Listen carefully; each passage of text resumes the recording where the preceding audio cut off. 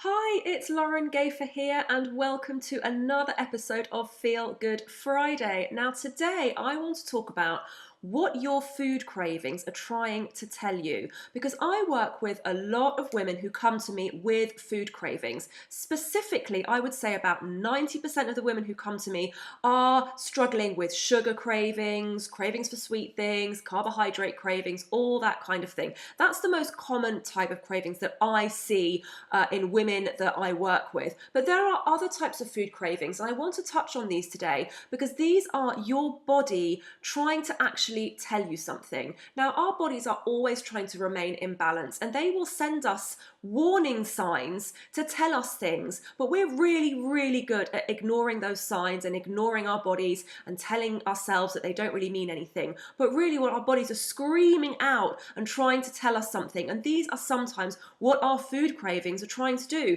So what I want to cover today is three of the most common food cravings that I see that are non-sugar related. I will be coming on to sugar cravings in a later video, but some of these might resonate with you. So the first one is meat or red meat. Now this can often be a sign of low iron, and that can be quite easily detected if you just go to your GP surgery and get a test for your iron levels or your ferritin levels. But if you're struggling with tiredness, fatigue, a poor immune system and general lethargy, and you've tried lots and lots of other things to try and improve that and they haven't worked, then it could be that your iron levels are low. Also, as women, if you are prone to really heavy periods, we are losing a lot of blood every month and a lot of iron every month, so that needs to be regenerated. So if you are craving red meat, this is a warning sign from your body that you could be low in iron. So you could listen to that signal and say, I'm just going to go and eat a really good quality steak, for example, or get yourself some good quality steak mince and make up a delicious bolognese. Go for the best quality that you can afford, organic if possible, grass-fed even better. It's preferable for you to buy your meat from a butcher or a good reputable source rather than from commercialized supermarkets, just because of the quality of the meat. But go for the best quality meat that you can afford. If you don't eat red meat or you don't want to eat red meat, there are plenty of other vegetarian sources of iron that you can include in your diet. So beans and legumes, for example, in particular black beans, are a really good source of iron. Dark green leafy vegetables, spinach, kale, rocket, watercress, all those kinds of dark green leafy veg, chard, spring greens, there's loads. Make sure that you're including those in your diet on a regular basis because they are a really good form of iron that the body can absorb really well. Also, some dried fruits like raisins and dried apricots, even though they can be quite high in sugar, are also a good source of iron. So listen to your body. If you're struggling with cravings for meat, especially around certain times of the month, then listen to those cravings. And it's not about giving into them, but give your body what it's asking for with healthy, nourishing foods. And if that's not working, then it could be a little trip to the doctors for you, get a blood test and see what your iron and your ferritin levels are doing. The second type of food craving that I see a lot is salty foods. Now this might be something that you can really resonate with because I get a lot of people telling me that they crave salty things. So if you're craving salty chips or big bags of salty crisps, or if you salt your food before you've even tasted it, then these salty cravings could be telling you something. They are related to your adrenal hormones. Now, your adrenal hormones are tiny little walnut-shaped glands that sit on top of your kidneys. And these are responsible for the output of your stress hormones. So if your stress and your adrenal hormones are out of whack, then you could be craving a lot of salt. This is one of the first questions that I would ask in clinic of somebody. If they're craving a lot of salt, that's an alarm bell for me to say, we need to work on those adrenal hormones. We need to work on those stress levels.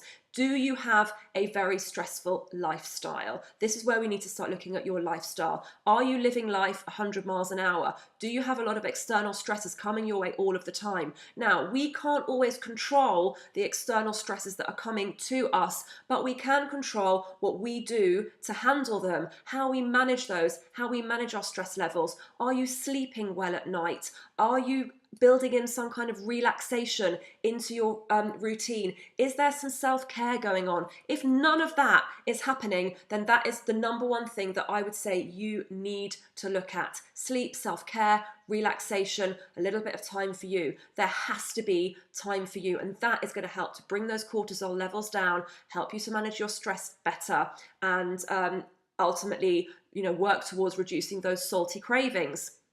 Some foods that you could look to include in your diet are foods that are high in B vitamins and magnesium, because those are two crucial vitamins for your adrenal hormones. So for example, you may want to include some more whole grains in your diet. Brown rice, oats, quinoa are all great sources of magnesium. Nuts and seeds for B vitamins and magnesium. Dark green leafy vegetables. These are all whole foods. If you are eating a whole food diet that is balanced with plenty of green veg, whole grains, healthy fats, good quality protein, you're going to be getting those nutrients. If you're eating a very processed food diet, high in refined carbohydrates, additives, sugars, trans fats, then you're not going to be getting those nutrients, and those are not going to be helping you to balance your adrenal hormones better. So have a think about your stress levels, your lifestyle, and whether you're eating whole, fresh foods.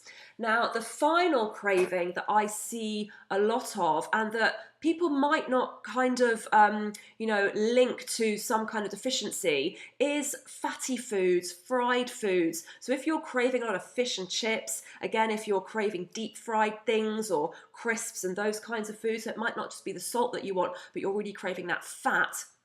It could be that you are deficient in essential fatty acids, so good fats. We need fat in our diets. This is something that I speak about a lot. And one of the things that depletes us from fats are low-fat foods, fat-free foods, being on diet, restricting yourself. These are the things that deplete us from fats. We do need fats in our diet, but we want to have the healthy fats. Make sure if you're craving fried foods and fatty foods that you're actually eating enough healthy fats. Foods like avocados, coconut oil, walnuts, other nuts and seeds, extra virgin olive oil, oily fish, all of these kinds of foods that you've perhaps been told that you're not allowed to eat because they're too high in points or sins or calories or whatever.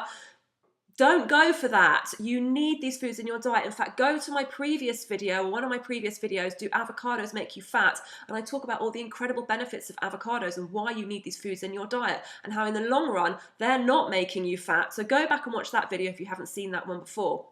So dieting and restriction and low-fat foods can eliminate fats from our diet and make us actually crave these fatty foods even more. So make sure that you're having essential fats so that your body isn't craving so much in the way of fat. So those have been the 3 top food cravings that I see that could be your body trying to tell you something.